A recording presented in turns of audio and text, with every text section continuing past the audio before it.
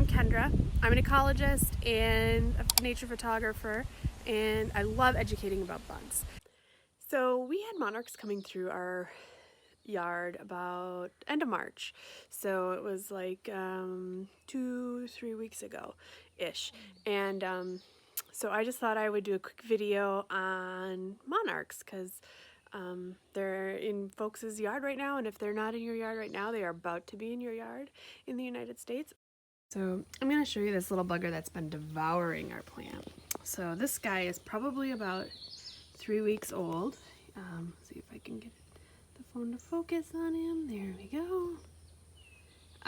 It laid where I saw the adults, and then I saw a tiny little egg, which we probably can't see the shell. It's probably dropped off, but it was about the size of a pencil dot.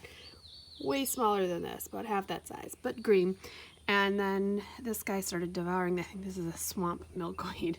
I don't know. It's actually never flowered because these guys every year will eat it before to the ground. There were 2 on here, and I'm hoping the other one has gone off and created a chrysalis somewhere. But so about a week the eggs hatch, and then these guys eat for about 2 weeks and grow. They go through 5 instars, which is basically 5 sheds of the skin, leaving their exuvia behind, and then they'll be a chrysalis for about a week and then become an adult. So from egg to adult, they take about 1 month. And then I'm here in the southeast, and these guys will then fly north, and they'll go through 2 more generations. So my adults will go up north to the Midwest, lay eggs, take another month to become an adult. Those adults will fly even farther north, lay eggs, become an adult, and those adults will fly all the way back down to Mexico, and they will overwinter in Mexico, and then they will make the trip back up. So next spring in March, I will see this guy's great granddaughter? I don't know. So these guys are not endangered at this point. However, they are listed to be endangered. The phenomenon, there used to be about 1 billion, and now there's only about 1 million individuals. I'll put some links in the below to like U.S. Fish and Wildlife and their what they're currently doing. The assessment was they were supposed to decide in the middle of 2019, and now they have pushed it back to December 2020 because they needed a little bit more data. So why are they petitioning to list them? Because we do see monarchs in our yard. Are they really that rare? Well, they have decreased in population size, but you could plant milkweed. Milkweed is becoming more and more rare. They also have pollinator food, so they need nectar. So I know that thistle like this is a huge pain, but I cannot tell you, it's one of the first things that come up in the spring, and I usually have oodles of insects on this. Thistle's great. This is a little, they call it wild indigo. There's a little fly here. Hanging out.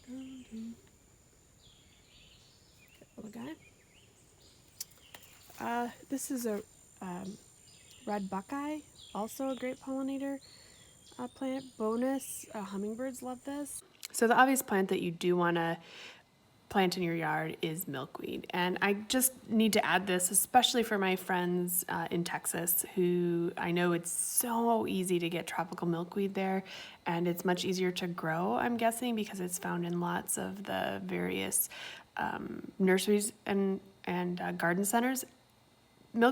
Tropical milkweed is not toxic, and so when the monarchs fly through and are feeding, when they're going back to Mexico, and they all are going back to Texas on their way to Mexico, they aren't getting the toxicity they need when they're eating the tropical milkweed, when they're drinking the nectar from the tropical milkweed. So please try and find native milkweeds from your area so that these butterflies can get the toxicity that they need. Phenomenon of these monarchs migrating to Mexico is amazing, and these are just some images that my husband John took many years ago, maybe 15-20 years ago, of the migration event in Mexico. I have never personally seen it, but it is on my to-do list. It should be on your to-do list. These trees are just hanging with a billion monarchs on them. You can just see how heavy the weight of them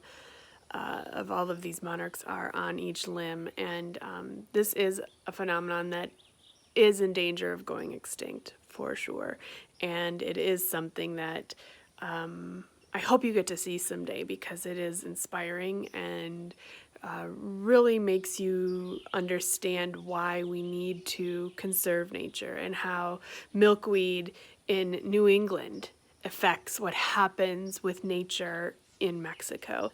Plant native plants, encourage native pollinators and insects in your yard. Thanks for watching. Bye.